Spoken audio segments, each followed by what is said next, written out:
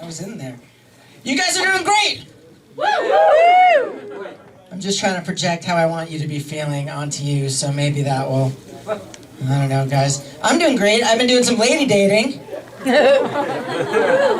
That surprised a lot of people because I'm not exactly a beacon of masculinity. I'm someone who gets emasculated by phone operators who frequently call him ma'am. That happens a lot.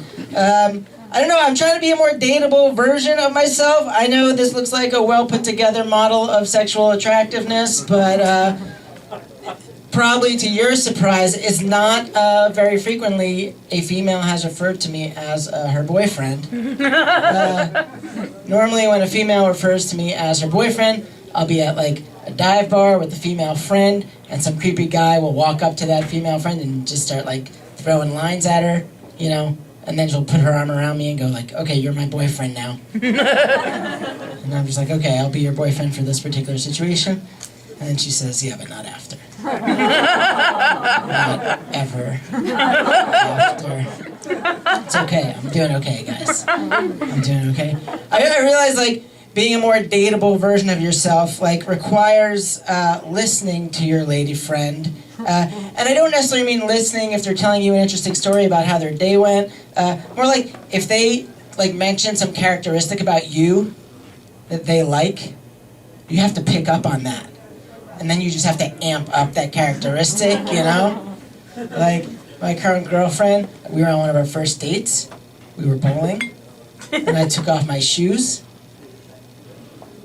And she saw the socks I was wearing, and she was like, nice socks. And I was like, oh shit, I have to get more nice socks now? Because I was wearing like my one pair of nice socks. If the occasion, you know. Like, I don't know what your sock drawer is like, but at that point, my sock drawer was just filled with sad relationship metaphors. Let me illustrate that. You pull open your sock drawer, the first thing you see, like, 2 pristine white socks. They're perfect together.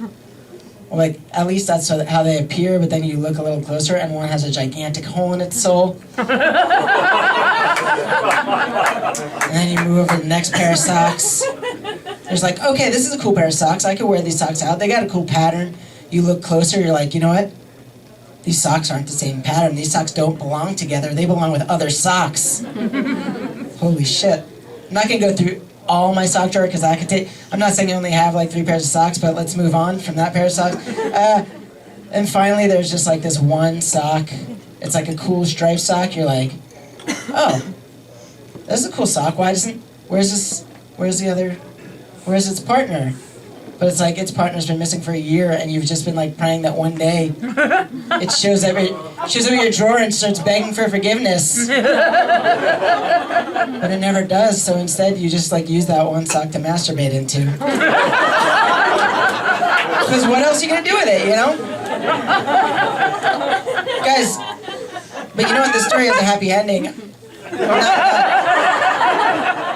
I went to Target and I bought like 10 different pairs of socks, like different patterns and colors, and I'm still dating the girl that... It's amazing, guys. Sock game tightened, okay? Sock game tightened. I went to get an STD test recently because I'm responsible and I care about my girlfriend. Also because I told her I was clean and I felt like I should catch up with that story.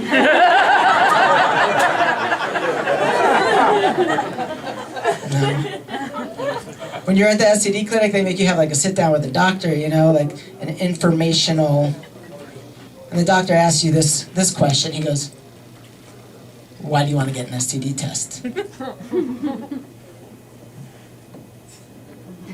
There's one answer to that, and the answer is, I want to know if I have STDs. I don't think people are going there going just like, yeah, I know I've been giving people STDs left and right. I just want to know which ones. But the doctor kept asking me, like, he wanted to continue the conversation. And I started zoning out because, like, how long have you been with your girlfriend? Like, dude, just give me, you know. But as I'm zoning out, I noticed on the wall, he's just got, like, this huge poster of diseased genitalia. And I'm like, why is it? At first I'm like, why is it there? But then I'm like, all right, we're at an STD clinic. The doctor needs to know what the STDs look like, right? But then I look closer and there's no labels on the poster. It's just a huge poster of weird balls and crusty vaginas. And when I was a kid and I had a huge poster or something, that meant I was like a big fan of it. So I just made the assumption that maybe weird balls and crusty vaginas were his Patrick Ewing dunking. All right, I'm Evan Kessler. Have a great night, everybody.